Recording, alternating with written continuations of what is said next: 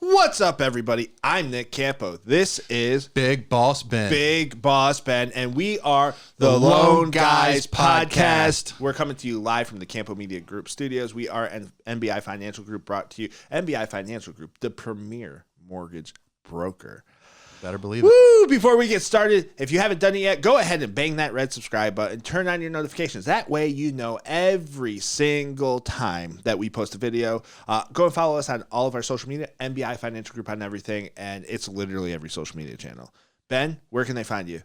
They can find me on Facebook, LinkedIn, Instagram, and TikTok, all under Big Boss Ben or Ben Singleton. And I'm on all the channels, LinkedIn, TikTok, Instagram, all of it. I'm Mortgage Man Nick. Ben, what do you got for us today? Oh, you're not the mortgage mobster anymore? No, I didn't want to intimidate people. Oh, well, yeah. Mortgage Man Nick sounds better. It's easy to do nowadays. Oh, yeah. What's up, though? What do we got? So wanted to start off with some new comments made by the Fed. In particular, we're talking about John Williams, who is the president of the New York Fed. So his quote here is modest, that he's expecting modest growth this year. Not the recession that many have forecasted. Well, isn't there modest growth in a recession? That's exactly my point. It's wild. Like in this, he predicts that there's going to be a 4 to 5% increase in the unemployment rates over the next year. He's also saying that, the bank situation is now stabilized. So he's expecting that they're going to hike rates even more by another 25 basis points. So let me ask you a question. Yeah. He just described a recession and then said it wasn't a recession. Essentially, yes. I mean, and the fact that he's saying, too, that he's going to hike it another 25 basis points, a lot of the Fed, thankfully, have kind of finally caught on, like, hey, this is not good. We do not need to be raising it like we have. Inflation has already caught up enough, considering shelter inflation right now. I mean, those numbers are still behind. Right. They're getting better and better each month when the CPI numbers come out. I heard another quarter basis point Yeah. this coming meeting. That's what he's saying, too. And then possibly next meeting. But by the next meeting, we'll have the updated CPI numbers showing housing has caught up. It's wild. You know how I like to stay politically correct? Yes. How? So I'm going to be very politically correct here, and this dude sounds dumb. I mean, he is. Is that politically correct? Not. I mean, who cares? Who cares? I mean, man alive, how are you? It makes no sense. It's inflation numbers, and 44% of the overall CPI index comes from shelter inflation because real estate, rent prices, car loans, like that is the major expense for the vast majority of Americans, 99% of Americans. Right. And the fact that all of that's delayed by 1 to 5 years, depending on like a car loan, whatever the financing may be, you have to take that into account. And with the inflation numbers improving like they have been, like it's only going to get better because of that. Right. Like you can't keep raising it when we've ran into a potentially a major issue. Well, they can keep raising it, but they shouldn't. Right. If they know what they're doing. Right. Or maybe they do know what they're doing. Here's where the conspiracy comes out at me. Are they doing this on purpose? Because if you continue to hike rates, what's going to happen is the economy is going to start shrinking. Not going backwards, but it's going to start slowing. Shrinking was the wrong word. The economy will start slowing. And when the economy starts slowing, you're going to see layoffs. You're going to see people not hiring. Right. We went through this on one of our episodes recently, and we had a conversation. There's more jobs, but less hours being worked, which means there's more part-time jobs and less hours. That's an inflation sign. Not inflation, I'm sorry, that's a recession sign. Manufacturing numbers, New York manufacturing numbers, if you look at them, they've been in recession sign for a long time. Right. Amazon's laying people off. There's been bank runs, dude. Right. Multiple bank runs. And then you have the Fed, Janet Yellen. Oh, Janet Yellen, my girl. Do you know, she's kind of hot. I'm just kidding. If you've ever seen her, everybody knows that's a joke. But Janet Yellen, the old saying is if you don't look good, you better be smart. She's not very smart. Focus on the debt ceiling. Focus on the debt ceiling. And listen, this is that part's pure comedy. But yeah, she needs to focus on the debt ceiling. She's come out and said she's going to increase debt $50 trillion. But my favorite part is when they asked if the Fed would bail out other banks if there was a bank run, they said that basically, long story short, she's going to pick and choose. Right. Oh, and you know what happened? I mean, talk about conspiracy theories. Q1, guess who made a profit? Who? Bank of America, even after dropping their mortgage program like they did, like reducing their mortgage program like they did. Wells Fargo, JP Morgan Chase, all recorded an increase of profits from the previous quarter. And they are now buying those small banks that are having the runs that Miss Bingo. That Miss Yellen, the beauty that she is. So who's really profiting from this? Yeah, it's the big banks. Like it's because they're picking and choosing their favorites, right? So here's the problem, and everybody wants to talk about this. The problem we have is we have a corrupt government, and it's corrupted not in like, hey, I'm going to try and take advantage of people. It's corrupted in I'm going to try to benefit myself the most. Miss Janet Yellen. Again, she's beautiful. I was kidding about what I was saying. She essentially says we're going to pick and choose. Right. Well, guess who has the most influence when it comes to politicians? And I know she's not a politician, but she's appointed by this administration. Guess who has the most influence? Corporations. Big corporations, because they hire lobbyists. These lobbyists go up to Washington. They make major donations to PACs and campaigns to get people elected. And then they do what? They ask for favors. And the favor that these big banks have asked for in this situation is if we get in trouble, help us. 2008, they helped the big banks, but they allowed certain ones to fail, right? And now Miss Yellen is saying, we will help the bank. We're going to pick and choose, but we're going to pick and choose the ones that'll cause the quote unquote least amount of economic difficulty. Yes. So you're allowing somebody who's appointed by a government official to say, hey, Ben, your money is in this local bank down here, South State Bank, we'll call it, because we're in the South and God bless America. South State Bank. South State Bank gets a run on it. Janet Yellen's not helping you. They aren't big enough to have any influence in Washington. And quote unquote, it won't cause economic impact. But hey, Ben, your money's not safe. You won't be able to support your family. You won't be able to give payroll to your employees. And I will say this, as a business owner myself, be smart enough to recognize this. All our accounts are with the big banks. JP Morgan Chase, Bank of America, Wells Fargo. That's who we do business with, because I never want to be in the situation like a Silicon Valley bank where there's a bank run and we run our payroll through them and we're above the FDIC limit, right? And a lot of times with payroll, especially as you get bigger as a company, you're above that limit, and then my money and my deposits aren't protected, and then I can't pay my employees. You're right. I mean, that's what you have to do as a business. And I mean, and look, that's what a lot of the bigger banks are doing. But that sucks that we have to do that. Because they are doing that, and they're increasing hiring. They're providing that value to their employees. But I can guarantee you right now we're going to start getting a lot of comments about, oh, this capitalism's failing because these businesses. It's not capitalism. It's not capitalism. Exactly. It's what is true capitalism is limited to no interference from the government. We are not getting that. I mean, the government needs to stand back and not do anything. The problem is with these rates and with everything that's been done, that's been artificially manipulated by it. That is not creating an equal playing field that allows capitalism to thrive. Like, so you cannot blame this on capitalism. No, what you can blame it on is corporatism. Correct. It's corporatism. Correct. Corporations control the government officials who don't have term limits, who then make laws and rules based on the favors that they have to give so that they can keep having somebody pay them to fund their campaign. You want to know what the crazy part about it is? I can go into any community and say that statement right there, and they would agree with me. Right. And at the end of the day, it's not on the businesses. It's on every single person who is out there voting for someone who is going to go in there and support basically big government, overuse of government. Because if we want to make any changes, that needs to stop. It has to stop, and then term limits have to be put into place too. Right. Because if you put in the term limits, you give people who actually want to help, right? Do you think... I'm going to use Miss Nancy Pelosi, another good-looking beauty there. I'm going to use her as an example. She made millions of dollars as a Congress or a House of Representatives, Speaker of the House, right? So she made millions of dollars. How is that? Oh, her husband made trades. She outperformed mutual funds, Roth IRAs, the smartest people on Wall Street and in the stock community. She outperformed them. And this isn't just her. It goes on she's a Democrat. I'm not attacked. It's both sides. It's Republicans too. We can look at Mitch McConnell, another good looking dude. Why are only ugly people representing the government? I think you have to be ugly to. That's like a thing for. Right. But anyways, long story short, they all made money. How do they outperform the smartest people in the world when it comes to stocks, bonds? They're outperforming the smartest people in the world who do that every single day. How do they do that? Oh, insider information. So that's another thing. Let's do term limits. And hey, if you're in Congress, House of Representatives, a government official, you don't get to trade. Am I wrong on that? You shouldn't be, but but even if you limit it, they're going to do it anyways through family members.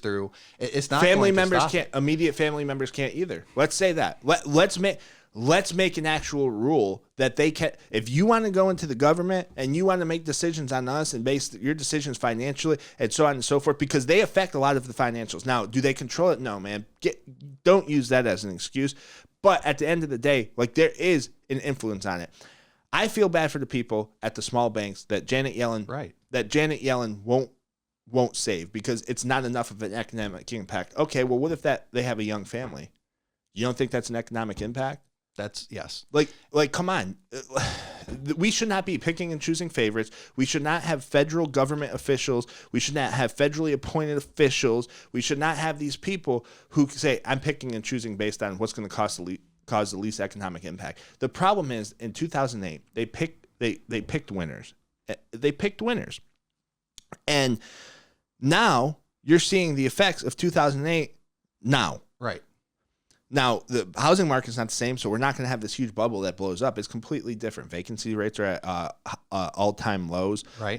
Which means we're not going to have this big bust and this big. Yeah. It's not 2008, right? So it's just they pick and chose winners, and when they did that, they did more harm than they did good. And anything the government touches turns to shit. Like, seriously, anything the government touches turns to shit. How did we become of America? No taxation without representation. And here's the deal. I believe that it should be no taxation with or without representation. Now, if you want to come to me and ask me, should I give some money to the roads, to police, to the EMTs, to the fire departments, I would be okay with that. But I want to know where every dollar is going. Well, we've talked about it. It's community-based. Community-based. But I don't want to fund any more of these foreign wars either. Right. Like, new reports coming out. We have American troops on the ground in Ukraine, quote unquote, special forces that are just in the embassy. Well, bullshit. Why is my money going to that? Why is my money going overseas? I don't know a single Ukrainian. I'm sure they're great people, but I don't know them. It's the trillions of dollars being printed. We wonder where we're at in inflation with the interest rates going up, with everything that's been driven from that. It's printing trillions of dollars, more than the average American has in their savings account, like combined. Yeah, all of Americans combined have less money than we have has less printed. money than what we printed just to send to Ukraine. And then we turned the dollar into a weapon. Right, and now we're on the verge of losing the international currency. It's going to be a slow slide, but it's going to be ugly. It is, but it's all because of over manipulation by the government, by the federal government. If you want to make changes, if you want to have things that, do it at the community level. Every place is different. We should make a rule for government officials. Every community, every city, every state has different needs, different people there. Let them make their own decisions. I have a new rule. If you want to get elected into politics, we have to look at your family. Yeah. Right? So if your son's a crackhead, you can't be an elected government official. If your kids have gotten arrested, you can't be an elected government official. Because I truly now, you don't control everything your kids do, but if you take care of things at home, typically your kids don't become crackheads, felons, things of that nature. Now, there are outside influences that can get involved, especially for, and what I really am concerned about is the single mom. Right. There's not a dad in the household. You're raising your kids on your own. You're having to work 16-hour days, and then the streets get them. That's the neighborhoods I kind of grew up in. I've seen that happen. That's not necessarily on the parent. It is. That's where there needs to be help from a strong community, and that's where we need to fix our communities. Right. But I agree, because you need strong leadership. Well, because if you also, and I disagree with what you're saying to an extent about looking at that, because it also depends on how they get through it and how they push, because you can have someone that comes from bad circumstances, and comes out better because of it. Right. Yes, 100%. But what I'm saying, and I think that I'm looking at it from a leadership standpoint. Yeah. Like me as a leader, if my son was smoking crack, there'd be a problem, right? If my son was robbing stores, stealing cars, doing that type of thing, there would be a problem. Right. And we would have to adjust that. There would be an adjustment there. Right. But what I was really getting at, that was said more as like an offhand joke, because I was trying to make Donovan laugh. Oh. But here's the other piece. What I'm getting at is a strong leader knows how to financially budget for their household. Yeah. There's no way our politicians know how to budget. No, they don't. They know how to print money. They print money, and it causes more inflation, and inflation goes higher and higher and higher. And they increase the debt ceiling. Massive problem. I mean, it's problems all around. Right. It's problem all around. And I mean, going back to how this even started too, that overall quote about they don't even understand the difference between a recession and a depression. Like, right? Like, let me ask you, what is a basic difference between a recession and a depression? A recession is a slowing of the economy. A depression is a shrinking of the economy. Perfect. Exactly. Perfect example. What do people do when things slow down, when they might not have as much money, when overall pay wages are declining? What do? They get second jobs. Yes. They look for other ways to do it. So unemployment rates historically have actually decreased in times of recession because people are still out there finding ways to do it. And right now, I mean, you're seeing an increase in travel jobs and increase of hospitality. If you look at the actual sectors that are declining in unemployment rates, it's those that offer basically flexible hours and perfect opportunities for second jobs. You want to know what cracks me up? We are in a recession. We've been in a recession. This is historic. This is what defines a recession. I mean, you also look at the GDP growth rate. You just talked earlier about manufacturing employment rates. Like that is one of the first things that slides when we enter a recession. Over the last 6-8 months, it's been on the downcrease. It's been declining. Right. And the reason for that, I mean, there's just not as much being generated, which means the GDP, the gross domestic product, declines. Do you know what makes it harder to pay? What? The interest on that debt. So if your economy is not producing a GDP enough to generate, your gross domestic product has to grow at a certain rate in order for you to be able to finance more and more debt. They're talking about $50 trillion, right, and our GDP is sliding in the wrong direction. That's what I call a perfect storm. Have you ever seen that movie, A Perfect Storm, and all the hurricanes come together and that poor little fishing boat's caught out in the middle of nowhere? Yep. The American people are the poor little fishing boat in this instance. We're caught out in the middle of nowhere just trying to do our jobs, trying to provide for our families, and the government's coming in and they're saying, we're going to create a perfect storm. We're going to drive the debt ceiling up to $50 trillion next year. Next year. Like, we're not talking 2 years. Next year. And then on top of that, we're in a recession, but we're not going to call it a recession. We're going to lie to the American people, and we're going to, see a shrinking of the economy, a slowing of the economy, meaning it's not growing as fast, not an actual shrinking, but it's not growing as fast, still growing slightly, but not enough to keep up with the rising debt ceiling. And we are creating a perfect storm to hurt the most working class families ever. And hey, folks, I don't want you to feel bad because you voted for it. Right. That 4 to 5% decrease in or increase, of unemployment that John Williams is speaking of, that's a depression. Yes. Like that is signs of a depression. You have, I mean, the GDP was negative in Q1 and Q2 of 2022. It grew in Q3 and then declined again in Q4. So 3 out of the last 4 were either negative or a slowing rate. Like that's a recession. That's a recession. And if they keep going, they will put us into a depression. Exactly. Like that's the thing. They don't understand the difference. But and let's talk about this too. A depression doesn't mean 1930 stock market bubble boom blows up. We have tent cities and Hoover being the worst president in American history, right? Hoovervilles, you remember those? Oh, yeah. Donovan asked me earlier, are you a history major? No, I just love American history. But I also believe in order to have success, you have to look at history. And I am watching history come close to repeating itself. Now, there's been some regulations and stuff, but you're going to blow up the economy because you aren't smart enough to look and see the indicators showing that the economy has slowed, that we're in a recession. So what are you going to do? You're going to create a depression because you're not smart enough. I have a serious question. I know we have to move on to the next topic, but I have a serious question for you. Yeah. And I want to get your opinion too, Donovan. How do people who have like Harvard degrees, Yale degrees, things of that nature, they are not as smart as some of the people that we follow and that we take advice from and so on and so forth within the financial industry. How do they get these positions on the Fed when they literally don't know what they're doing? That's my big question, Ben, first. Because they know theoretical economics. You look at it, it's the same thing as politicians too. Like, how are they so disenfranchised? Because they're not everyday people. Right. Like they look at things from a theoretical, but they're not living the day-to-day life that all of us are.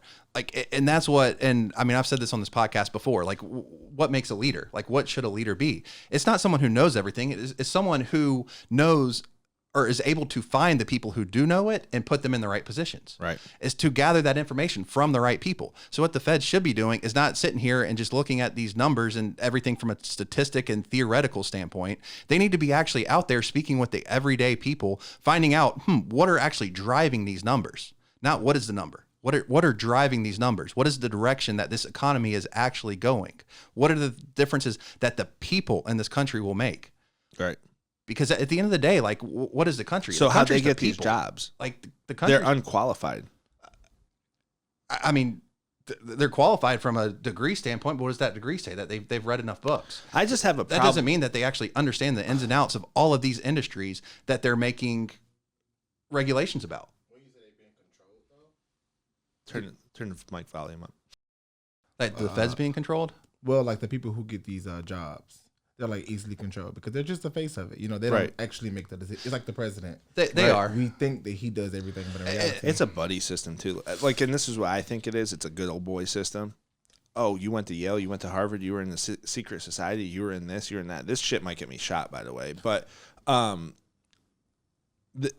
it's, oh, come on, let me hold your hand. Like, I have a problem with a lot of the people in these positions because they've never built anything. Yeah, they've never built a business. Like, they don't understand, like, when you build something and you're building it successfully, there's a lot of hard work. There's a lot of long hours. Shoot, you're building out their social media. Yeah. The very beginning, especially, bumpy. If they have never built anything, how can we expect them to make rules and regulations from a standpoint of understanding?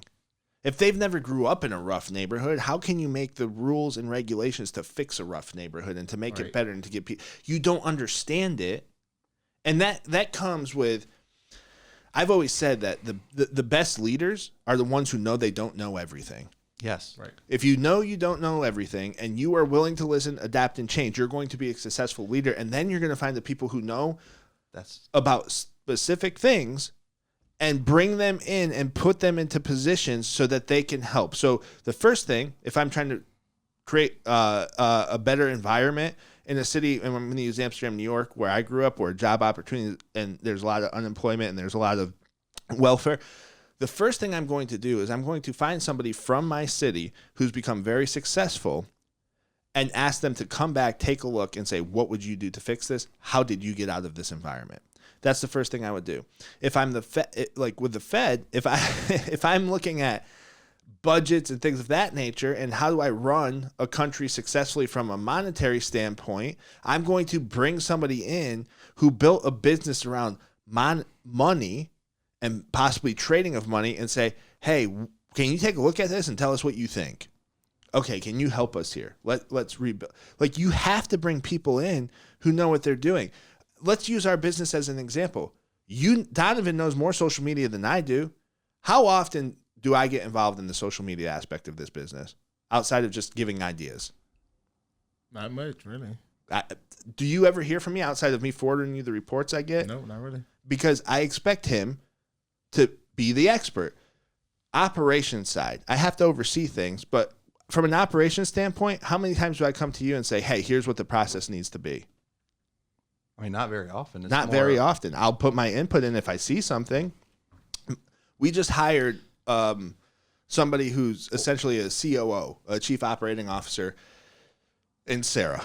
I shouldn't say just hired. She's been here, and she's literally building processes. How many times do you think I've called her and said, we have to do things this way? Never. We just brought another person in who is going to build acquisition out, so we're acquiring more partnerships and so on and so forth. How many times do you think I'm going to say, hey, man, we need to do it a different way?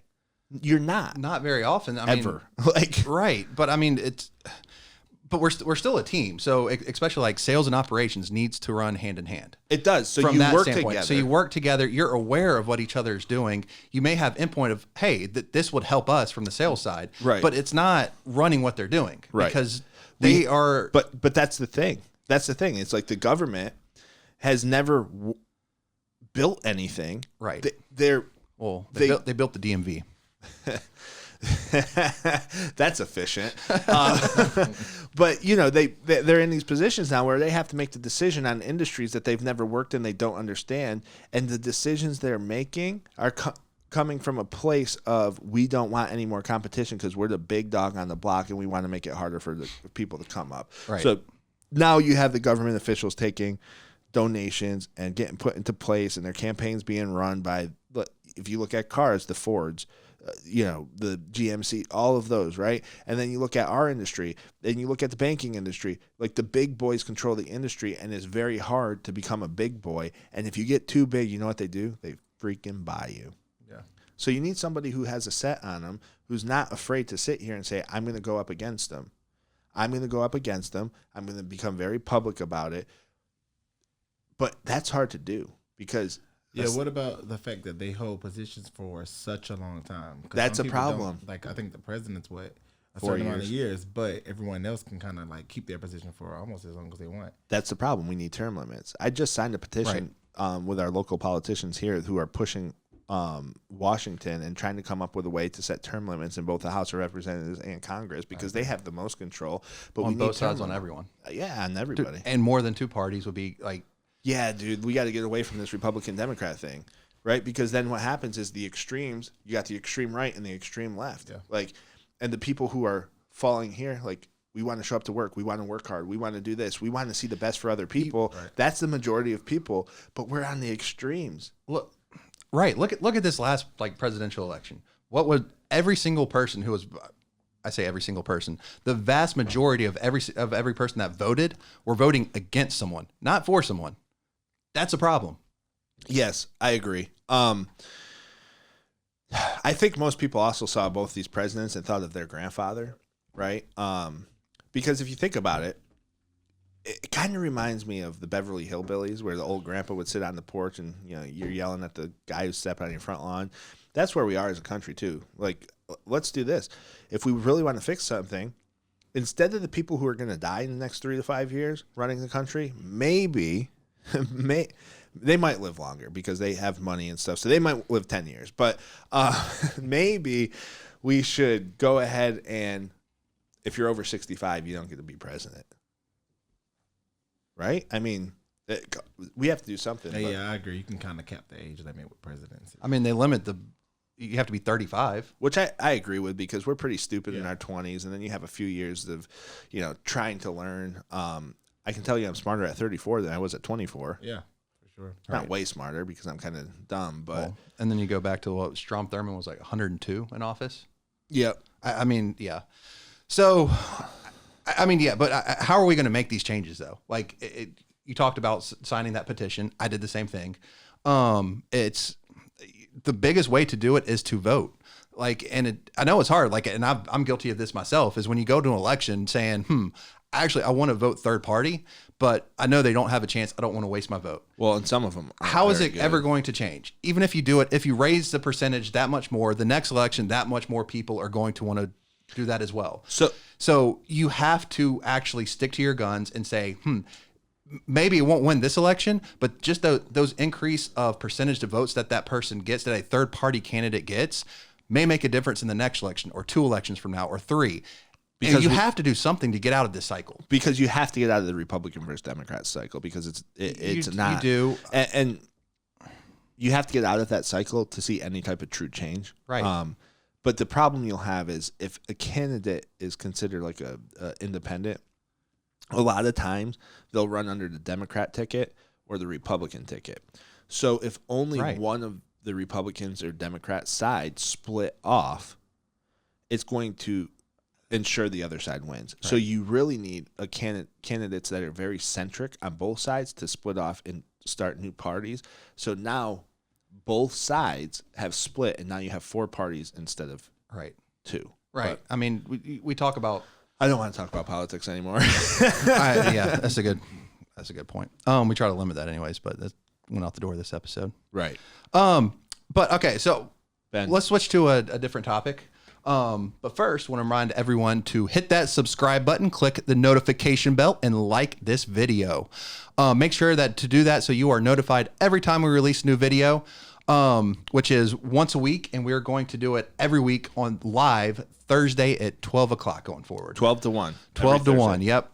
Live. So make sure to join us live, and leave a comment, and leave a good one. Don't just say, oh, I'll watch this video. And if you do that, you will be entered into a contest. Make sure you also leave your Instagram handle. Can I tell them what the contest is? Go for it. Donovan, I'm a man of the people, and we're the Lone Kides podcast, and we love the working class American, the person who's trying to buy a primary residence, who's trying to build a house, who's trying to do what they need to do in order to provide for their families. So you want to know what us, NBI Financial Group, the premier mortgage broker, and the Lone Guys podcast are going to do? We're going to give away $1,000. You can either take it in cash or Bitcoin. All you have to do is be subscribed to our YouTube channel, so bang the red subscribe button and turn on the notifications. And then you have to comment on our videos. This means watch the whole video and provide a comment. If you just say, hey, this is a great video, that doesn't enter you. But if you say, hey, I thought this about Janet Yellen, I really think she's hot, Nick, how do you think she's ugly? Then leave your Instagram handle on that, and then guess what? You're entered in. And the more comments, the more entries. And then we are going to randomly draw the winner of that $1,000 contest on September 1st. So just in time for you to take that Bitcoin or take that cash and bet on football. It'll be perfect. I have a question. What? Can they be paid in the yuan? What do you think we are? And we want. Well, if the American dollar keeps going like this, I guess we have to switch to Chinese currency. Right. Yep. I mean, we got to make sure that they're going to get the best exchange rate sooner than later. Right. Speaking of that, too, did you see the thing in New York about the Chinese police station? Oh my God! Yeah. And apparently there was one in LA. There's a secret Chinese police station in LA and New York, and they were spying on Chinese Americans who came here from China and arresting them if they broke Chinese laws in America. It's crazy. What, in New York and in LA? Right, and there's more. I'm sure there are. The Chinese Communist Party, the CCP, which is the Chinese government, not the actual people in China, but the government, would like nothing more than to destroy America. And they have the tools to do that. We'll see. They're pretty old. Their population within the next year is going to die off. Economically, we'll see. I mean, they're still very undeveloped part. Yeah. The currency ain't coming. Listen, let's not get too far into this. We talked about that in the last episode. So, what's your next subject? We did. All right, kind of getting more into the mortgage side of things. So earlier this month, the 2022 volume numbers came out in terms of top mortgage lenders in the country. Who do you think was number one? United Wholesale Mortgage. Rocket edged them out. What? Yep. How did that happen? Rocket ended up edging them out. How did that happen? 127.58, but less than $1 billion in volume. By less than $1 billion, they fudged the numbers. I mean, they paid somebody. But you also got to think that Rocket, that includes retail and wholesale. UWM, of course. Oh, wait, hold on. No, this is overall. Overall, and UWM, who's not is 100% wholesale, was less than $1 billion behind Rocket in terms of retail and And for people who don't understand, like $1 billion sounds like a big number, but when you have companies doing $16 billion a month in volume, less than $1 billion, and here's the deal: Rocket is not number one. UWM's number one. If you have to use your retail and combine it with your wholesale in order to be number one, and the other one is just wholesale, just broker channel, and they're behind by less than $1 billion, that's a sad state of the of things over at Quicken or Rocket, whatever we want to call them these days.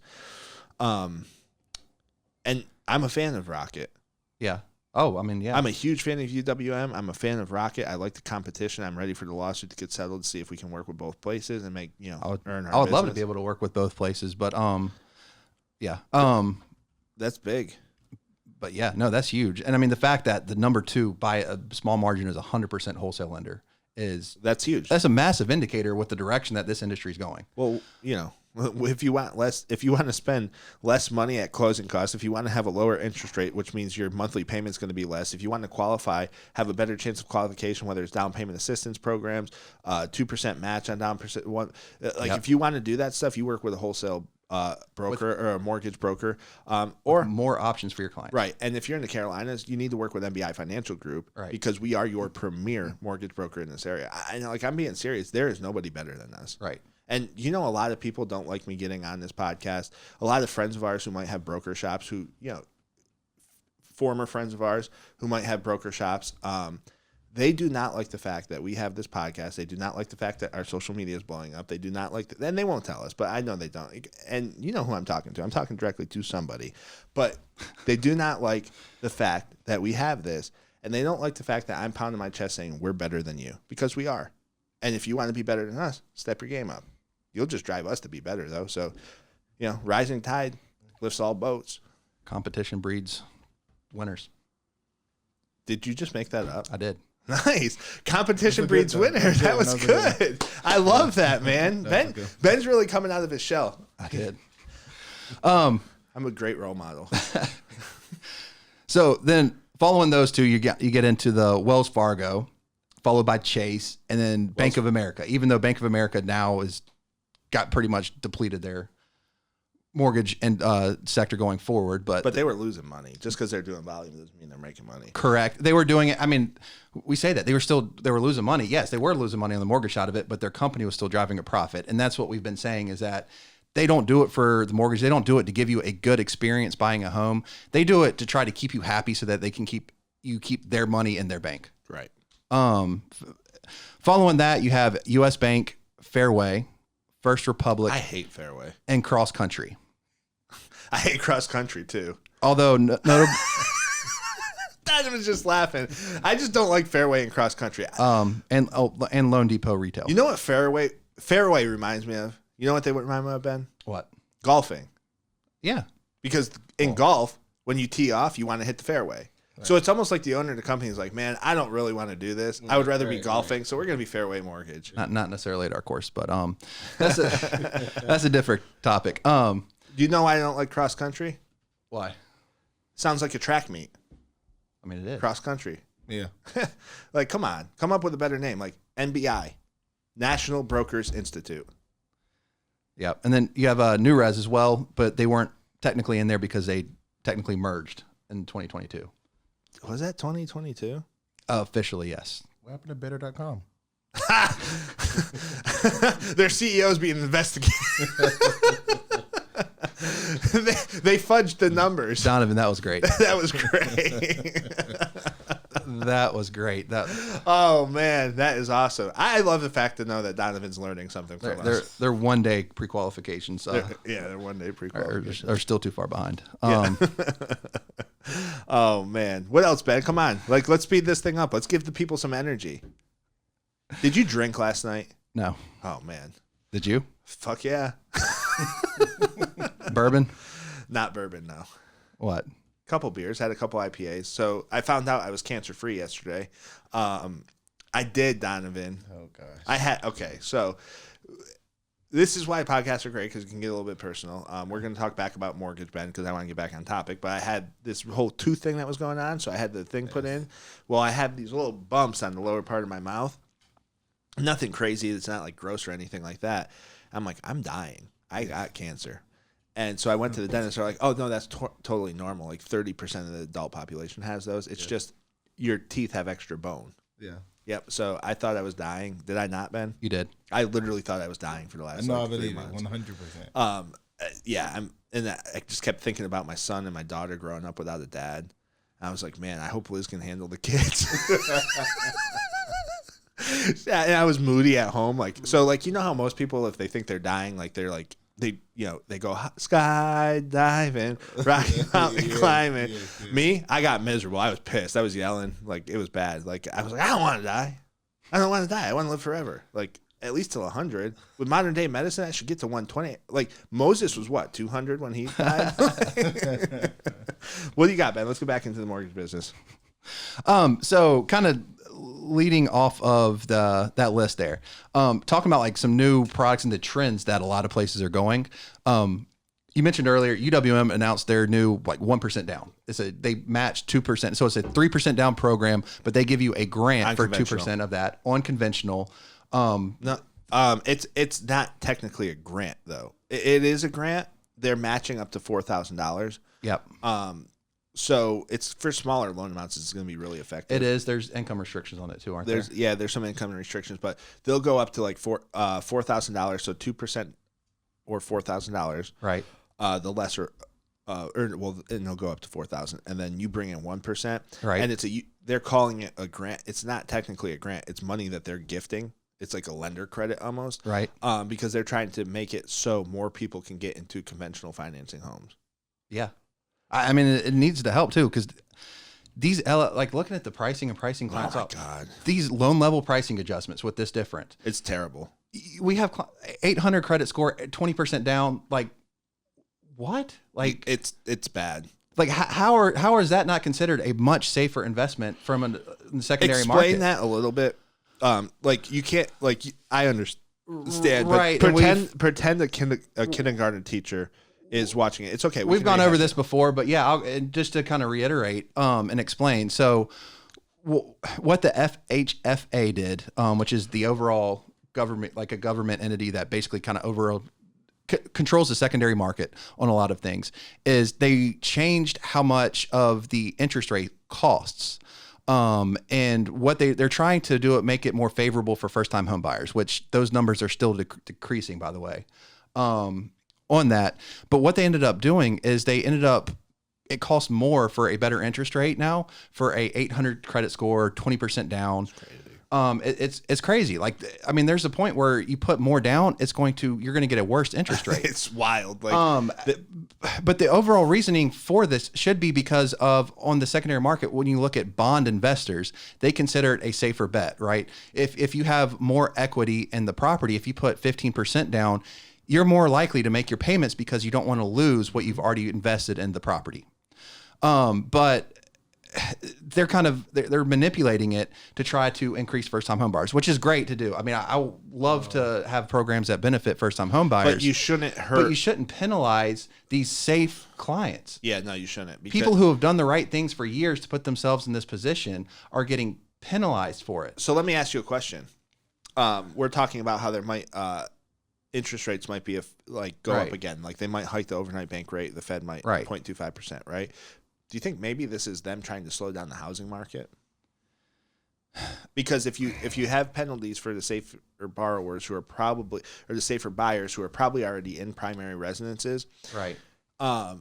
Maybe they don't, because of inventory issues and things of that nature. Maybe they're trying to slow them down to allow first-time home buyers a better opportunity. But correct, and because it does give eventual, so it costs less for a better rate now for lower credit score, for like a under 600, like a under 700 credit score, for the 5% downs, for people, for things that are more first-time home buyer related. Right. That you see more percentage with first-time home buyers. Wasn't that like not a better loan, but it was easier for people who maybe don't have the money for right. Because it has less adjustments on that for credit score for things like that, which are more favorably with for that, and that's been the case. Right. So the interest rates are less, and which makes your monthly payment less. Right. So it's more affordable, so you can qualify for more. You have higher like mortgage insurance. There's things there so that still protects their investors. Right. But it does make it a lot more affordable, and it's easier. There's something called AUS findings for those who aren't aware. Where Automated underwriting system. Right. AUS stands for Automated Underwriting System. It's an algorithm that takes everything into account and basically qualifies it. So it's not because computers are the future. Exactly. It's artificial intelligence essentially that says if you can buy a home or not. Right. And it's for an FHA, for HUD has theirs set up so you're way more likely to get qualified at a lower credit score.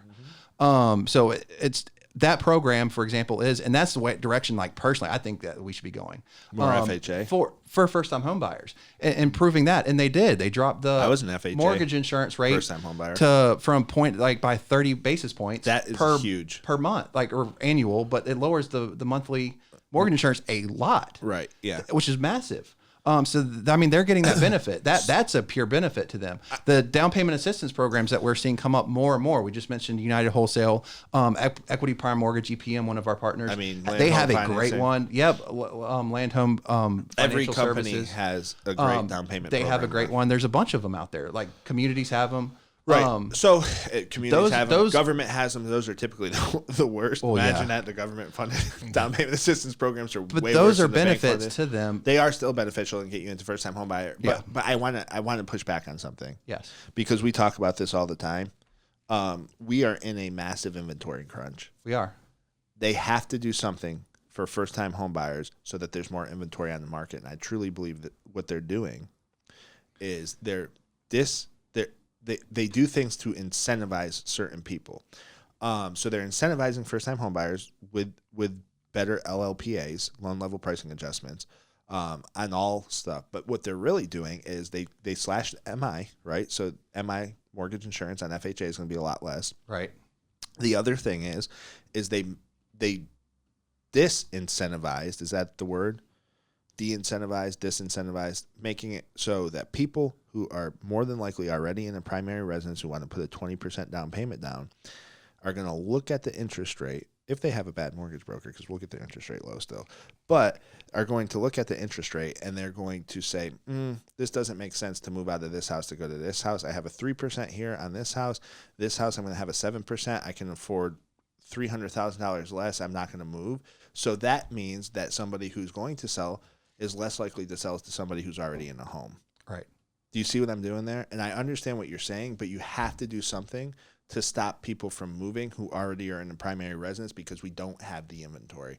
So I'm not saying it's right or that it makes sense. They aren't going to come out and say that's why they did it. But to me, it makes sense that they probably did it so that the people who are already in a home are less likely to move. But what about the younger home buyers? Does this not work for them? Is this not good for them? This is good for them. Okay. First-time home buyers, younger people that don't own a home, this is good for them. It incentivizes lower down payments, things like that, people that haven't prepared for. And that's a big thing and that you did the video on. Yeah. Ben, one of those videos Ben did, you don't need 20% for a down payment. We can get you as low as 0% down payment. We can get you, and if you get a realtor who can negotiate seller credits, you might not have to come to the table with anything. Now it's rare. Maybe it's $1,000, $2,000. Like we just closed a loan with one of our clients. They only had to come to the table with $2,200, and they bought. How much was their home? $300,000 home, and they came with $2,200. Can you save $2,200 by a home? A lot of people can save that, right? So we had a client before that came to closing with what, like less than 100? Yeah. So you can. There's ways to do it, and I think this is a good piece for the education of all the people out there. Like, hey, first-time homebuyers, now's a good time. Some people are scared. They're disincentivized. You're being incentivized with lower mortgage insurance, better FHA, so which creates better FHA payments for FHA. You're being incentivized with down payment assistance programs. Now's a good time to buy. Anyone who's telling you not to buy right now, crazy person.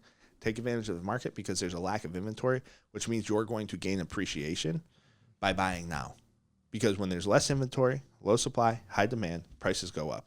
So over the next few years, you will get, and especially here in the Carolinas, we're the hottest market in the country, you're going to do well. Yeah. So to answer your question, if you're a first-time home buyer, this is good for you.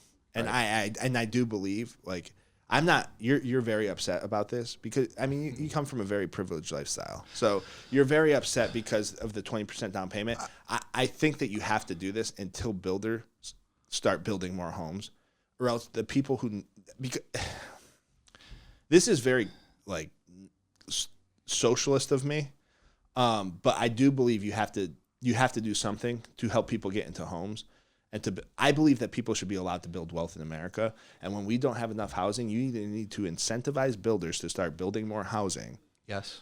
Or you need to do what they're doing, and that's saying people who are already in a home, we're going to disincentivize you, or I don't know what the word is, but make sure that you decentivize. Yeah. Yep. What about promoting younger first-time home buyers?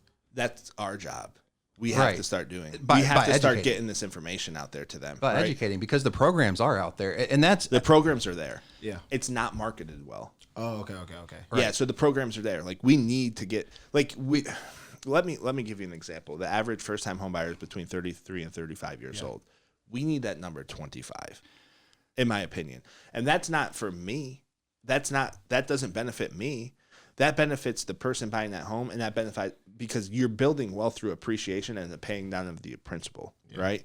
Now, there is still, for landlords out there, don't get too mad because there's still a market for rentals because not everybody's going to be in the same position or want to own a home. And like there's life factors there. There's more than enough abundance for everybody. Yeah. But one of the things you'll see that we're focusing on in these short videos that we've shot, it's marketed to first-time home buyers, and getting rid of some of the myths in the industry, like the 20% down payment myth, or you have to have a 700 credit score, things of that nature. It's not true. So what would you say right now, you guys, what's like the target audience versus what you currently have? Like right now, who do you sell homes with the most, between what age versus where you want to go, like versus who you want to market to? So, I mean, we're not necessarily marketing towards age, or I don't want to say so that. It's more of making sure that every person out there, and yeah, I mean, it probably is way more likely that someone who's younger. You have an operations mind. Right. I market to need. Yeah. Does that make sense? I sell to need, and it's not really selling because there's need, so they need this. There is a need for younger people to get into homes. Right. So there's two areas that I'm really focused on personally. First-time home buyers. Mm-hmm. First-time home buyers, plain and simple. Right. Younger crowd. The younger crowd. But the one issue I do run into with the younger crowd, like I'm talking 30 or less, they think they know everything, which I did too when I was in my 20s. And then when I got to my 30s, and you could probably vouch for this. You've known me since adolescence. I became more open-minded in my 30s. Yeah. But my principles became more ingrained. Does that make sense? I'm willing to listen to more people, but I have certain principles, like I want to help people. I want to help them build wealth through real estate. I want to do well for my family. I want to raise my kids in church, like that type of thing, right? Yeah. But I'm also willing to listen to more people and get more sides of it because I know I don't know everything, and my experience isn't everybody else's experience. So I'm targeting personally two places: the Carolinas, my home, York County. Like I'm really targeting York County, and I'm targeting the first-time homebuyer, younger generation, because I think that the first step to fixing this country is to make sure primary residence you're paying for and you're paying down principal. And when I say that there's enough abundance, and I don't want the landlords to get mad, there's going to be people in different situations, traveling nurses, things like that aren't going to want to buy military, that aren't going to want to buy because they have to change bases, change locations, or do that. There's still a market for the landlord. The second people I'm talking to, because they're savvy, is the investor, is the person with the rental property, right? And then the third is builders, because guess what's going to happen? We have an inventory issue. The only way to fix the inventory issue is to build more housing. And the biggest thing holding that back right now, cash flow for builders. And we can resolve that. Right. So kind of going into what you were saying too, it kind of segues right into our next topic. But first, bang that red subscribe button, turn on your notifications, and guess what? Follow us on all of our social media. We're NBI Financial Group on everything, literally everything. Here's the other piece, people. We are NBI Financial Group. We're the premier mortgage broker in the industry. This is the Loan Guys Podcast. The Loan Guys Podcast is doing a giveaway sponsored by NBI Financial Group. We will give you $1,000, whether it's $1,000 worth of Bitcoin or $1,000 in cash. All you have to do is be subscribed to our YouTube channel, turn on the notifications. Once you have done that, leave a comment on our video. And don't just leave some comment like, great video. Leave a comment discussing the actual video. And after the comment, what I need you to do is leave your Instagram handle. If you leave a meaningful comment with your Instagram handle, you will be entered in to a drawing for $1,000, which we're giving away on September 1st. The more meaningful comments you leave with your Instagram handle, the more entries you will have. $1,000 September 1st. Go ahead, do it. Bang the red subscribe button, turn on notifications, comment, Instagram handle, boom, done. You have an opportunity to win $1,000. All right, Ben, what's the next topic? So, I mean, just the current state of the market. We keep talking about the shortage. So active inventory in housing as of April 17th fell to 5,383, which is all-time low in 2023. How, as like, and I'm speaking to our realtor partners and everyone like that, how do you navigate that right now? I mean, because and we're still seeing, even with interest rates, like they are being high at least compared to like the last 10 years. How do you compete? How do you take advantage of this market with that shortage? I mean, we're still seeing listings out there where there's 20 plus. I mean, we have one that 20 bids, plus offers, 20 plus offers on the property. Like it's, if you're in the $250,000 to $500,000 range, right. If you're in that range, there's going to be multiple offers. So what needs to happen is the realtor needs to work with their mortgage person, and hopefully it's NBI Financial Group because we are the premier mortgage broker in the Carolinas. Right. And they need to have a discussion, and then they need to actually take the advice, listen to what we're saying, and then apply that to their sales technique. Also, the other piece is if your lending partner isn't helping you strategize and build business as a realtor, you need to find a new lending partner. That's one of the things that we do for our realtors is we're helping you win. Right. Why am I helping you win? Because I want my clients to win. Absolutely. Because all I do is win. Money. Oh man, do you know in college that song came up? We were playing at Coastal Carolina. The next pitch I threw against Coastal the year they won the national championship went about 700 feet. The guy hit a home run off me. That was his walk-up song. 700. It still hasn't landed. Every time no, it hasn't. It's been confirmed. It's in orbit around the world. But yeah, every time I hear that song, I'm like, damn, I gave a home run up to that song. Oh man, but yeah, they essentially wasn't that guy like a top 10 draft pick or something? Second round draft pick in the major leagues, turned it down to run his family's business. So good for him. Oh wow, I didn't know that. Yeah, I mean, there's a lot to. Yeah, but anyways, back to the mortgage stuff, and back to the realtor partners. You need somebody who's helping you win, who's helping you increase sales. You know, one of the things that we're going to be doing for our realtor partners is hosting events, and the events are going to be current state of the market. What can we do to win? We're going to open it up to town halls. Like, it's going to be 200-person events, man. Like, food, 2 drinks. Like, come on, let's talk, let's sit down. We're in York County, South Carolina is the first one. The second one's going to be Mecklenburg County. Then we're going to hit Charleston. After Charleston, we're going to Wilmington and Fayetteville. We're doing one a month for the next 12 months, and we're going to have 200 realtors at each of them. So to my operations team, get ready because you're about to be busy, because my wife is planning these. And when my wife plans something, they go very well because she is an event planner. That's what by trade. And yeah, so we're about to get real busy. We're about to get real big. We're even going to live broadcast some of these. I was going to say, yeah, we should. We're going to live broadcast some of these. This is great content. We are going to be, we said, remember the goals, Donovan, that we did? This was when we first started shooting content. Yeah. One of the things was we are going to take over the Carolinas. Where branding is going to be everywhere because NBI Financial Group is what? The premier mortgage broker. Agree. We are your premier mortgage broker. So that's what we are. That's what we're going to do. That's what we're going to show people. We have technology that nobody else has. So if you're a realtor, come work with us, right? How's a realtor increase their business? Work with us. We'll help you. Exactly. How does a realtor win more contracts? Work with us. We'll help you. We'll help you. But here's the thing is don't work with us and then act like we don't know what we're doing, because we do. Right. If you want to increase your business, if you want to get better, work with us. But how do we help? So to me, it comes off first and foremost is educate and take care of our clients. Show them the value, because especially like with more selective clients right now, I mean, there's not much inventory out there. They don't have value. Educating by do a total cost analysis, by actually showing our clients in depth what their investment in a home, because first time home buyer, whatever, it's an investment. It's an investment in your future. It's an investment, I mean, financially and personally. Right. Because right now that you don't have as much selection. But there are still plenty of incentives out there. And if you don't have a mortgage partner that you are working with who is showing all of those incentives in a detailed manner to your clients, your clients may lose interest.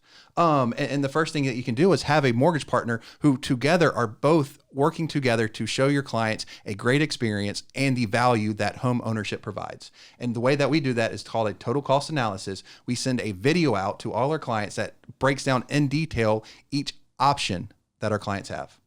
Yep, for sure. That's 100% white glove service, right? There was a quote I read that said, "If you own a home, you'll never be broke again." That's true. Yeah. So do you remember when Craigslist first came out? I don't remember when it came out, but I know what Craigslist is. Yeah. So it was probably, you were a little bit younger than us, but I was in high school. You might have been in middle school. Yeah. And you kept hearing these stories about how this guy bartered his way up and got a Corvette, right? Right. Or X amount of money. But he started with a pen and ended up with a Corvette. So I think you brought this up one time. Go ahead. So here's what you have to look at from home ownership, right? You could buy a home, you can live there forever and raise your family, and that home will appreciate in value, and you'll be able to sell that home and make money off of it 30 years later, for sure. Like throughout the history of the United States, that's what's happened throughout the entire history. Zoom out, folks. The other piece is, well, if I'm a first-time home buyer or I'm somebody who's living in a certain property and I say, this house is great. I love it. My house. I'm going to use my house that was in Madison Park and in Charlotte. Yeah. It was a beautiful house. I loved it. Like, it was great for that time period. But then I got married, and then I had kids, and then it was too small, and then I sold that house. Yeah. And then guess what I didn't have to do? I didn't have to take any money out of my bank account for the down payment, and I upgraded. Mm-hmm. Right? Right. Because I gained appreciation over the 5 years I lived there. Right. And then guess what happened next? We went to the next house. We had the kid. The kid started getting a bunch of toys and presents, very generous family and friends. Like, people would mail us stuff, and he has like 7 bikes. It's crazy. Like, I've had to take his bikes away. He gets really attached to stuff, so that was a little wild. But anyways, long story short, the house became too small for us. But it was a nice house, Ben. My grass was way better at the old house than the new house, by the way. Mm-hmm. I just really focused on it. I thought I was going to be there forever, but it was too small. And my wife got pregnant. For our second kid, we needed more room. We wanted to live in certain school districts. So then we did what? We sold that house that was bigger and better than our first house. We sold that one, and then we used that money as a down payment on the bigger house and didn't have to go into our bank account. Yep. Right. So I brought the Craigslist story up because this guy had a pencil and he traded up. It's not the same as housing, but in housing, if you do what you're supposed to do, you trade up. Yeah. And then you get into your forever home. Well, and it's long-term planning. Yeah, I mean, it is. It is. I mean, that's the difference. Is long-term planning to an extent, right? But what home ownership really does is it puts you in a better position long-term. Like, looking at the first year or two, yeah, I mean, your payments, they may be even slightly higher than rent payments right now. But guess what happens? Year 3, 4. It depends. Rate prices increases. Yeah, it always is going to depend. I mean, we're talking long-term, like you can't predict everything. First off, it doesn't. Right now, if you bought a home, it does not mean that you would pay less in rent than you would for your home. That's not. Right now, no, because rent prices are historic. But I'm talking over the last 10, however many years. Right. Traditionally, owning a home has been slightly higher, and I'm talking like a few $100s higher a month than renting for a comparable home. Year 2, 3, 4, it's going to inverse. And guess what? That rent payment is going to keep going up and up and up. Your mortgage payment, if you have a fixed rate, which vast majority of people do, especially in this market, is going to stay the same for every single year or go down once you refinance. So you're gaining value. Right. When you rent, you never get your money back. When you sell your home, you get your money back, right? Right. So here's the other piece to it. Like, we looked up a stat, and this is another video you'll see, Donovan, is in York County, South Carolina, and I'm using York because this is my main area that I personally do business in. We have people in Raleigh, all over the place, but my personal area that I'm pitching to people. Mm-hmm. So in York County, South Carolina, if you were to rent today for a single family residence that we'll call it your primary residence because you're not going to rent and then rent it out, right? So your single family residence average rent price is about $1,765, right? In 2 years, it's going to be over $2,000, almost $2,100. So year 3 it'd be almost $2,100, right? So that's just at a projected rent increase of 5%. But we have an inventory issue, and rents have increased by more than 5% over the past 3 years. They've actually, in some cases, gone up 20%. I don't think that'll happen again. Mm-hmm. But if it's 10%, it's going to be more than $2,100 in year 3. Yeah. Your first year payment on I think it was a $350,000 home in York County, South Carolina, which is a single family primary residence, would be about $1,800. So you're right about the same amount of money. It'd be like $1,850 or something like that based off of interest rates. That's without any buy downs or interest rate buy downs or any credits from the seller, which we typically get those. But if we don't get them, you'd be right at $1,800. In year 3, your payment's going to be $1,800 if you don't refi, if interest rates don't go any lower. But in year 3 of rent, you're going to be at $2,100. Here's the kicker. Over the 3 years, based on CoreLogic data, which CoreLogic is one of the biggest data companies in the world, if you're anybody who's anybody, including the government, they use CoreLogic data to project things out. Based off CoreLogic data, if you were to sell that home that you purchased, because you can't sell a rental property, if you were to sell a home that you were purchasing, you would see an appreciation of about $146,000. Am I saying that right? Yeah. I think I'm saying that right. So in 3 years, you could sell that home, and based on CoreLogic data, for $146,000 more than what you bought it for. In 3 years, if you're renting, includes the equity, and you wanted to, that includes the equity, the paying down of the principal. So not $146,000 more, but you would take $146,000 before realtor fees. Right. If you were to rent, you can't sell the home, but if you were going to buy in 3 years, you're looking at paying $100,000 or so more on that $350,000 home by year 3. I like the way you put that. That makes a lot of sense. Right. There is a cost to Like wait. you said, if you rent, it'll go up, but it's not going towards anything. Correct. But if you own a home and you're paying the mortgage, then it's going towards you essentially. But yeah. Right, and the payment stays the same if you're in a fixed rate. Right. So you never have to worry about the pay. For 30 years, if you locked in a 30-year fixed rate mortgage, you never again have to worry about the interest rate, the payment. Fixed mortgage. That's the thing. Yeah. Right. Well, and there's other things you can do too. Oh, I know. But TikTok, they hate the whole 15 versus 30 versus 20. Why? I don't know. Do you have some comments for us? Well, I'm just saying the last video, but yeah, I got comments, of course. But you did, yeah. They don't look 15 versus 30. Yeah. It's like a very sticky situation for everyone, for sure. Well, they don't understand it. They don't get it. Well, how about this? I have a 29-year mortgage. Yeah. HUD is allowing mortgage modifications up to 40 years. That would really TikTok's acting like that's like you can just go get a 40-year mortgage. No, you that's can't. But Ben, do we have any more topics? It's a modification. I mean, nothing really. Donovan, you got comments, right? Yeah, of course, always. Yeah, let's do that. Let's flip because I'm getting hungry. It's lunchtime. People are probably sick of hearing this, but we just told them a ton of information on how they can make money. We did. In real estate, how they can up their living situation. Yeah. So, well, like the biggest thing for TikTok right now is we're getting a lot of comments on you talking about the top 1%. On taxes. Paying the taxes. And like I have a comment that says top 10% controls. Can you hear me? Yeah, I'm hearing you. I was telling to Ben to look it up. It says top 10% controls 76% of the nation's wealth. The bottom 50% controls 1%. Mm-hmm. They pay the most taxes because they have the most money. You agree? Yeah, I agree. Mm-hmm. And to the bottom, 90%? 1%. So the bottom, hold on. Controls. So the top 10% controls 76% of the money. Yep. And the bottom 90% controls what? Or the bottom 50% controls just 1%. So not much of anything, pretty much. So what percent was it was the bottom 50%, you said? Bottom 50% controls 1%. Yep. So can I speak to the bottom 50% for a second? Go ahead. Get your money up. Get your money up. Here's the deal. There's a couple of things I got to say about this. That's a correct statement. They have the most money. Yeah. They have more money than the bottom 50%, but they didn't steal the money. Right. They worked. They developed their skill sets. They learned how to play the game because that's what it is. Think of Monopoly. And then they put themselves in a better financial position. Don't be mad at them. Be mad at yourself for not developing skill set. One of the things I tell people all the time, should I go to college? It's a question I get all the time.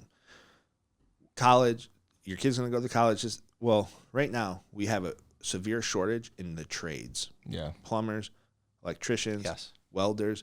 You can literally at 24 years old start making $100,000 a year doing a trade, then learn the business, then build the business, then market to other people to come in, and now you're going from $100,000 a year to $500,000 a year. Yeah. But if you're $100,000 a year as a 24-year-old, if you live off $50,000, which I think most people can live off $50,000 a year, especially in their 20s without families and stuff.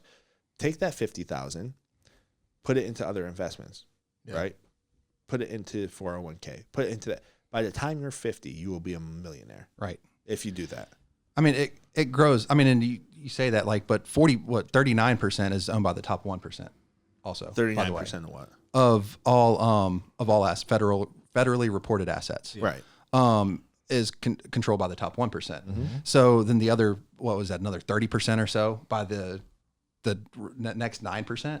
So, but that kind of shows that money grows exponentially. I mean, there's a saying that you have to have money to make money. That's not exactly true, but it's true to an extent. Yeah, that's pretty true. Well, where it's not true, but where it's not true, and that kind of brings into exactly what we can do, like what we do and why we do this. Like we have clients that recorded on a home today. I'm not going to, but they're in We their, should get into that story. but they're in their very early 20s, buying their first home as a primary residence. What they're planning on doing is living there for a couple of years, work on the property. They're house hacking. Right. And then at that point, they're going to buy another one and look to rent the one. Let me tell you how they're house hacking. And I think this is great. So the client, right? And this is a house hack. This will be perfect for TikTok. They love house hacking. Yeah. So what this client is doing, they're in the military. They just got married, 21 and 22 years old. Right. They called me. They said, Nick, what can we do? We want to build wealth through real estate. I don't even know how they got my. Oh, I do. Paris Capers, if you're a realtor over in the Fayetteville area, not a realtor, if you're a client looking for a home in the Fayetteville area, go to Paris Capers. He referred this client to me. We started talking. I'll never forget. They called me on a Sunday. They were getting married 4 days later. They wanted to buy a house. They wanted to get closed. They wanted to build wealth through real estate. They're in the military. Because they're in the military, they qualify for a VA loan. Yeah. Up to 100% financing means $0 down payment. I talked to Paris. They didn't have a ton of money. They had some money, but not a ton of money. So they asked, what can we do about closing costs? Because closing costs are typically between $5,000 and $8,000. Okay, we need a seller credit. Got the seller credit to cover closing costs. They're closing out pretty much any money out of pocket, right? Yeah. Very minimal amount of money out of pocket. They are going to live there for the next 12 months. And then what they're going to do is they're then going to rent that property out, get a lease agreement on it, get the first month's rent and a security deposit, show that to us so that we don't have to count that monthly payment against them, and then they're going to find a different primary residence that they're going to move into, and they're going to live there. They, at 23 or 24 years old, if they follow the plan that we put together, they will now have a rental property, and they'll have a primary residence. And the rental property, the best part about that is, guess what? It's in a military base area. So military comes there. The military gives, this is the other piece. The military gives them a stipend for housing. Yeah. So their housing payment, they want it to be X amount of dollars. We'll call it, even number, $1,700. So their payment is exactly what the stipend is. So they're not actually coming out of any pocket. They are not coming out of pocket to make the payment. $40 a month. They have to pay $40 a month extra. Because they had to have wind and because they're near the coast. So their insurance was double what it traditionally would be. And so they're paying $40 a month to live in this house. And then they're gonna move, and the person who moves in, the military is gonna pay the rent on the house. So this house is going to continue to gain appreciation in this area. And the principal is going to continue to be paid down. And in a year from now, they'll be in another one, and they'll live there probably for a year or two, and then they'll go to another one. As long as they're in the military, this is what happens. And if they have to change areas, they can get somebody over there who is maybe manages the property for them, and maybe that'll cost them a little bit of money. But in 30 years, that $300,000 house is going to be worth $600,000. Yep. Right. So that's a house hack. So they have people and military people. If you have any questions on how to do that, if you're in the Carolinas, at any of the bases down here, or if you're a military, National Guardsman, anything like that, come to us, ask us. We will show you how to house hack, build wealth, and maybe you don't have to be a career military person. Maybe you can get out of the military. Right. So we love helping our veterans. We work with the biggest biggest lender for veterans, Freedom Mortgage, in the entire country. So. Right. I mean, there's plenty of ways to do things like that. I mean, Correct. we did another mortgage very recently for clients who so it's a younger guy who's in college right now, and he is financing it with his dad as a co-signer on there, buying a primary residence for him. What he's going to do is rent out the 2 rooms. But it is his primary residence. It's his primary residence because he is living there for 2 years. Yeah, I laugh because it's my brother. I know. But no, I'm serious. He's living there for the next 2 years. And then guess what's going to happen after that? They have the perfect rental property. Right. It's called a kiddie condo, and it is, I mean, it's What's it called? It's called a kiddie condo. Is that like a real thing? Yeah, it is. Like a kiddie cone? So a lot of people, no, I mean, a lot of people don't allow it, but I mean, we have lender partners that do. But I mean, it is a great idea. That's an actual name? I did not know that. Yeah, it is. No, that's an actual thing. Kiddie condo, like Kiddy condo. Kiddie, yeah, I guess because it's like or for Kitty. I guess it's for he doesn't like your have child kids. who's in. No, but I guess it's for your child who's in school. That's neat. Yeah. But it's like, no, but I mean, it's because it's specifically made and allowed for that. Like, it's not like you're taking advantage. Like FHA, has it specifically for that. Yeah. But it's the perfect way. Like, just speaking with a real estate professional who knows this and can kind of point you in these directions to be able to do something for you. I mean, that's a 3.5% down payment, unless you get seller credits to help you even more. I would actually argue that they need to speak with a mortgage professional on stuff like this, not a real estate professional. Well, yeah. The finance person is going to know a little bit more about this. You're right. But yeah, for sure. But for sure. But those options are out there. So we're talking like, oh, what can the bottom 50% do? Like, there are options to do that, to start building that wealth. And real estate spread out over 30. And and you keep saying, oh, everyone loves the 30 versus 15 year. Yeah. Well, what are they going to do? Like, the payment on a 15-year, even with the lower interest rate, which it would be, is going to be, double. Yeah, but almost double. Like, it's 180% of what it would be for a 30-year. If you can afford it, okay. How can you? Right, if you can afford it, okay. But the bottom 50% aren't going to be able to afford that. How can you build wealth? Well, you can do it by buying this asset that's going to give you equity, that's going to put you in a fixed situation, that is going to get you appreciation as well. Energy. Ben's on it today. Yeah, get him, Ben. Well, I mean, but that's how you do it, and that's the value that a 30-year provides. Like, so to sit here and say, "Oh no, you should only do it," which I mean, who is that keeps saying, "Oh, you shouldn't do it unless it's a 15-year." It's Dave Ramsey. Dave Ramsey, which is great. But Dave Ramsey's talking to a different clientele. Yeah. Right. Exactly. It is. But all I'm saying is that it is a tool there to begin building wealth. Well, so when you say you have to have money to make money, that is not necessarily true, but you need to start, because waiting is never going to fix it. No, face the storm head on. Damn, Ben, he got passionate. Good, yeah. I thought I was looking at myself for a second. What's the next comment, Donovan? All right, last comment says, do you think they should like charge the bottom 50% a flat tax rate? Tax It's always going to depend. Flat tax for the bottom 50%. But she said rate, so not flat tax, yeah, for the most part. Flat tax, like the bottom 50%. If you make less than X amount of dollars, you're considered 50%. You pay 3% in tax or something along those lines, right? Right. 13% is the number I see thrown around a lot. No, I don't either. Here's why. So, I don't like the flat tax rate. This they're not gonna like this. Yeah, answer. I know. I can argue too. I like the fact that if you have a good CPA who knows the tax code, that you can take advantage of the tax code, because the government sets the tax code up. It's not loopholes. Right. They set it up to incentivize. Right. So what I would say to the bottom 50% is get your money up. If that means, second job for a little while, whatever, like learn a skill. Work harder, yeah. Yeah.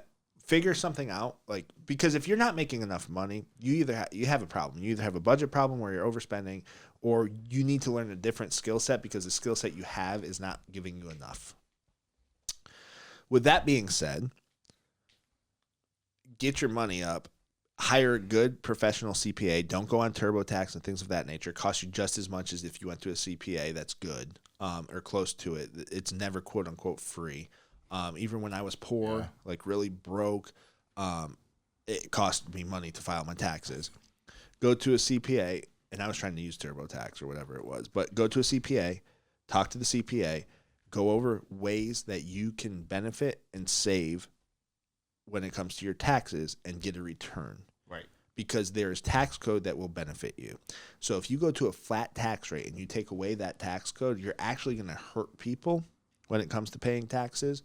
Now, my belief is we do need to pay some taxes, so I'm not going to get too much into that. Yeah. I don't want to get too much into that today, but if you have questions about my belief on tax code and tax law and taxes, and if they're too high or they're too low, and fair share versus not fair share, all that, hit us up on our social media and ask the questions. Criticize me. I love Man, haters are my motivators. But no, I don't think that they should go to a flat tax rate. I think that there's a reason that we have the tax code. It's to incentivize certain people, certain businesses to do certain things to drive more job creation and wealth and so on and so forth. Ben, what are your thoughts? Do you feel like credit cards should be used or no? I don't know. Okay. I think credit cards are bad. Right. What do you mean credit cards used for what? Just credit card utilization just in general to like maybe, I don't know, like make money, save money. I don't know. What I would recommend is getting 2 credit cards with high credit limits. I disagree with you. Using them extremely limited, meaning a couple $100s a month. Yeah. Use it for gas. Use it just for gas every month. Pay it down to $20, $30 at the end of the month. build credit to give you options, like for home ownership, for a car, for things like that. I get what you're saying, but that's the reason to use them in theory, but it's not to actually utilize the credit. It's to build your credit. Yeah. Here's the problem I have. What? 3 out of 5 Americans don't have a budget. They aren't disciplined enough to utilize credit cards in the right way. Right. So I would never tell somebody to go out and get a credit card because they're going to see a PS5 that they want in the new Madden game, and they're going to buy it on the credit card, and then they're going to forget to make the payment, and it's actually going to hurt them. How do you build the credit score, though? You have to be disciplined and have the credit card, right? So I think that as time has evolved, we've gotten lazy when it comes to underwriting and qualifying and so on and so forth. There's untraditional methods of credit that we can do if you don't have a credit score. This is what Dave Ramsey does speak on. I don't agree in personal debt and utilizing personal debt. I do agree in utilizing low interest debt on primary residence or investment properties, things of that nature. And I don't even agree with 100% financing in a lot of situations. There's certain situations I do. I think everything's nuanced. The problem I have with America is we're fat, happy, and lazy right now. And this country has gotten fat, happy, and lazy. And when I say they've gotten lazy, 3 out of 5 Americans don't make a budget. In the 70s, I don't think that was the number. In the 60s, I don't think that was the number. When we had, dad at work, mom home with the kids, I don't think that was the number. And, all the people watching this, fact check me if I'm wrong. Like, hit me with the facts. Like, I like reading the comments, and I respond to pretty much all of them. And I'm still responding to the big video. Yeah. There's a lot on there, but my whole thing is if you can't make a budget, you should not have a credit card, right? So if you don't know exactly how much you're going to spend on gas to utilize your credit to pay off it, because you need to pay that credit card off every month so that you aren't having to pay interest. What's 23% interest on $1,000? Is it $230? 1,000? Probably. But what I'm getting at is if you don't pay it off in full every month, you're going to be paying interest on that money. And $230. But that's annual, right? Yeah, so divide by 12. So if you have a credit card balance of $1,000 per month. Yeah. Or is it annual? It's not annual. Mortgages are annual. Let me see. So but I'm saying, like, okay, if you don't, I agree with you, but if you don't use the credit card, what can you do to get your credit score to a certain number, or if they want to work on it? Well, you kind of need it. You kind of need the credit card. Yeah. You do. Yeah. Because installment does not really. Yeah, installment doesn't do much. Like if you have a car, it doesn't really help much. I was gonna say that doesn't go to it or like a phone bill or anything. No. So what it really they're takes, starting to allow you to put that stuff on there, but it isn't fully in effect yet. Yeah. What it really takes into account is, and again, it's algorithms and things like this, but it really takes into account the fact that you have this ability to use credit and you haven't needed to. So what it looks like, it looks at the amount of credit limit that you have available and how much you actually have at the end of each month, in terms of balance. So to build credit, you actually, yes, you do need to have credit cards to get yourself to the upper 700 credit score. But I have to tell everybody, if you're going to get a credit card, you need to have a budget. You need to know exactly how much money is coming in, post-tax as well, and then you need to pay those credit cards off in full because it's $230 a month. I'm pretty sure credit cards are not. Yeah. So, right. And that's kind of like what I said, like just one use for it, like gas. Right. So because you do need to use it, but make sure it's something that you aren't going to get carried away with. If you only use it for gas, I mean, that's But pay it off every single month. Right. Do not be late on a payment. Yeah. So right, yeah. So your answer on credit cards is I would not utilize credit cards unless I was responsible enough to do it. The problem in this country, 3 out of 5 people aren't responsible enough to do that. But listen, this has been a great episode. It's been a long one. That was the last comment. Yep. Donovan, it's always great to see you. Always great to have you here. Love the fact that you're with us. Ben, I hate you. Yeah. Feelings mutual. But listen, that's it, folks. We appreciate everybody. We appreciate everybody for watching. If you haven't done it yet, bang the red subscribe button, turn on the notifications, and go and follow us. We're the Loan Guys Podcast, but you will find us on NBI Financial Group. Go to NBI Financial Group on every single one of our social medias. That's Twitter, Instagram, Facebook, TikTok, LinkedIn. We're NBI Financial Group on all of it, literally everything. We're NBI Financial Group on YouTube. We're NBI Financial Group on Rumble. We are NBI Financial Group, your premier mortgage broker. Thank you for watching. Thank you. And don't forget to bang the red subscribe button, turn on the notifications, and leave a comment because we are giving away $1,000, right? So here's how you win the $1,000. Watch our videos on YouTube. comment on them. You have to be subscribed. Also, turn on notifications just so you know when the videos go up. Once you are subscribed, you watch the video. All you have to do is leave a comment. Don't just say great video, great thoughts. Give your actual thoughts on something that we're talking about in the video. Show us you watched it and put in that comment your Instagram handle. Every time you do that on any of our videos, we will enter you into a drawing for $1,000. It's either Bitcoin or cash. It's your choice. We will do that for you. We will give that to you, and we're giving it away on September 1st. This is going to be huge. We're about to put some advertising dollars away for our giveaway. Please go and do that. But for now, we're out. Peace.